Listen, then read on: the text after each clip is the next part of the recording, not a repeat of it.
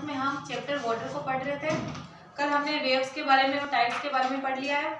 आज हम स्टार्ट करेंगे इंपॉर्टेंस ऑफ टाइड्स। ये टाइड्स क्यों जरूरी है। वैसे तो हमने देख लिया था नेविगेशन के लिए जरूरी है, फिशिंग के लिए जरूरी है बाकी, लेकिन हम थोड़ा और डिटेल में पढ़ेंगे। Tides are useful to us in the following veg.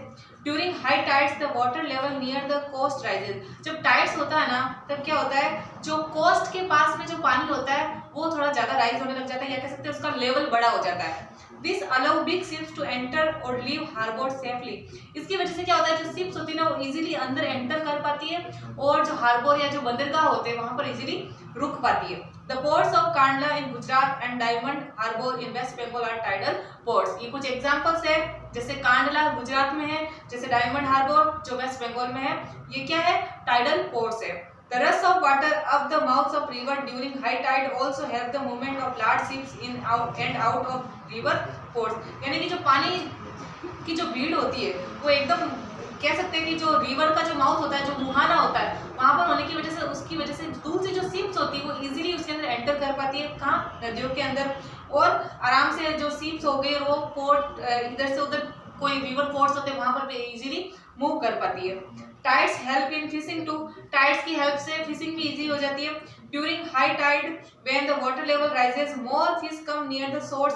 This help fisherman to get a plentiful catch. यानी कि जब बहुत ज्यादा हाई टाइड्स होते हैं तब क्या होता है, पानी की लहरों के साथ बहुत सारी मछलियां भी आ जाती है किनारे की तरफ, समुद्र के किनारे की तरफ। तो उससे क्या होता है कि जो फिशरमैन होते हैं उनको मछली पकड़ना इजी हो जाता है, तो वो इजीली आराम से फिशेस कैच कर सकते हैं। Very often big reverse deposit huge loads of silt on their mouth. और क्या होता है कि फिशेस अपने साथ बहुत सारे सेडिमेंट्स लाती है, बहुत ज्यादा सिल्ट लाती है और वो बाद में अपने मुहाने पर छोड़ती जाती है, जमा करती जाती है।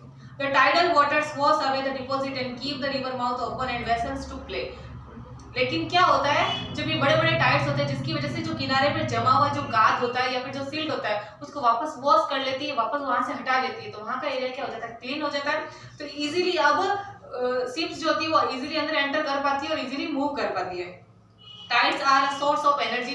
टाइड से आप एनर्जी भी प्रोड्यूस कर सकते हो, जैसे हम विंड से करते हैं, जैसे हम सोलर एनर्जी प्रोड्यूस करते हैं, थर्मल एनर्जी वगैरह, तो हम टाइड से भी एनर्जी प्रोड्यूस कर सकते हैं। During high tide when the sea water rushes in, its energy can be harnessed and generate electricity। जब बहुत ज्यादा हाई टाइड्स होती है तो उससे हम उसके अंदर टर्बाइन्स लगाकर हम इलेक्ट्रिसिटी प्रोड्यूस कर सकते हैं। Tidal power stations have been set up in Canada, Japan and France. यानी कि ये जो जगह है वहां पर ऐसे बड़े बड़े स्टेशन लगा के टाइडल पावर के स्टेशन लगा के जो बहुत ज्यादा यूजफुल होते हैं ताकि वहां से हम ज्यादा से ज्यादा इलेक्ट्रिसिटी प्रोड्यूस कर सकें, क्योंकि जहाँ पे हाई टाइड्स होते हैं वहां पर हम ऐसे प्लांट्स लगा सकते हैं।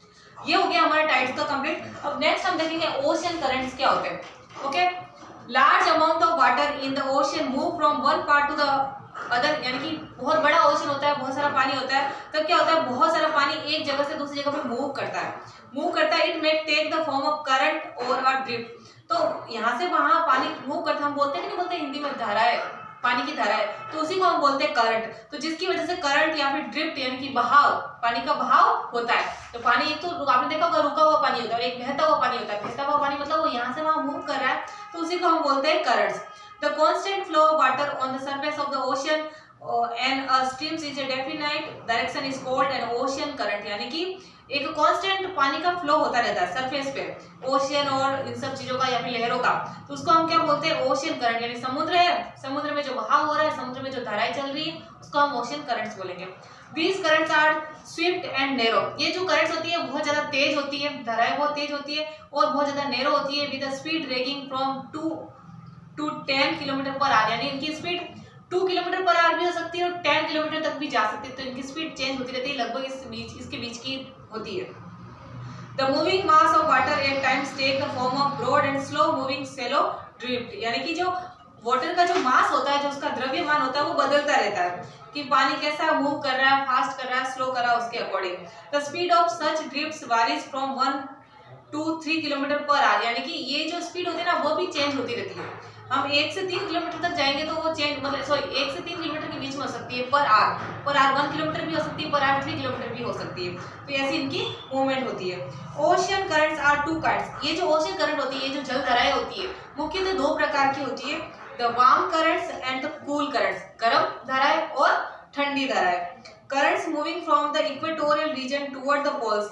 ये मैंने बता रखा है, बीच में क्या होता है, अर्थ में इक्वेटर होता है और ये जो इधर वाले एरिया होते हैं वो होते हैं पोल्स। ये क्या होते हैं?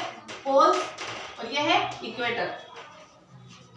तो जो धारा है, क्या बोल रहे हैं हमें, जो धारा है इक्वेटर से पोल की तरफ मूव करती है, currents moving from the equatorial region toward the poles are known as warm currents. क्योंकि ये एरिया जो होता है ठंडा होता है, क्योंकि यहाँ पे सन की रेज होती है ना, वो तिरछी होती है, जिसकी वजह से यहाँ पे ठंडा होता है। आपने देखा होगा ना, एस्किमो के लोग रहते हैं यहाँ पर, बर्फ वगैरह होता है। और ये जो होता है ये एरिया जो ट्रॉपिकल एरिया यानी कि गर्म एरिया है, तो यहाँ से वहां जाने वाली जो धाराएं होती है समुद्र में, उसको हम बोलते हैं वार्म करंट्स। और उसका उल्टा जो धाराएं पोल से इक्वेटर की तरफ जा रही है, यानी ठंडी से गर्म जा रही है, उसको हम बोलेंगे cold currents. The temperature of a warm currents और a cold currents is only slightly higher और lower respectively than that of the surrounding water. यानी कि उसके आसपास का पानी कैसा है उसके अकॉर्डिंग वहां का टेम्परेचर हो सकता है। इसके टेम्परेचर में ज्यादा फर्क नहीं आता, थोड़ी ये गर्म या थोड़ी ठंडी हो सकती है।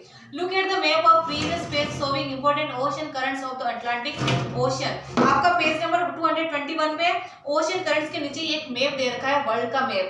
ओके, आपको उसको देखना है, उसको देखकर समझना है कि क्या बोल रहा है ये। Important ocean current of the Atlantic ocean and the Pacific ocean, जिसमें आपको अटलांटिक ओशन भी दिखा रखा है, पैसिफिक ओशन भी दिखा रखा है। Prepare list of the warm and the cold currents of each ocean separately। आपको खुद को लिस्ट बनानी है कि पैसिफिक ओशन में कौन कौन सी करंट्स है और अटलांटिक ओशन में कौन कौन सी है। नोट देयर डायरेक्शन ऑल्सो, और इवन उनकी डायरेक्शन भी देखने की। ये जैसे कि जैसे कि एग्जांपल के थ्रू में समझाऊंगी आपको। साउथ इक्वेटोरियल करंट्स है, तो इसकी डायरेक्शन क्या आती है, किस वेस्ट से ईस्ट की तरफ जा रही है। आप देखोगे तो आपको मिल जाएगी। ये बहुत सारे रेड कलर का साइन दे रखा है, रेड कलर के एरो बना के, ये क्या सारी करंट्स है। तो आपको पैसिफिक ओशन में कौन कौन सी करंट्स है उसको देखना है, उनकी मूवमेंट देखनी है, उनकी डायरेक्शन देखनी है और उसको लिखना है। वैसे ही अटलांटिक का भी आपको देखना है। You will notice that these currents like winds move generally to their right in the northern hemisphere and the left in the southern hemisphere। जो ये वाला जो होता है ना इक्वेटर के ऊपर वाला, ये होता है नदर्न हेमिस्फीयर, और जो इक्वेटर के नीचे वाला होता है वो होता है सदर्न हेमिस्फीयर।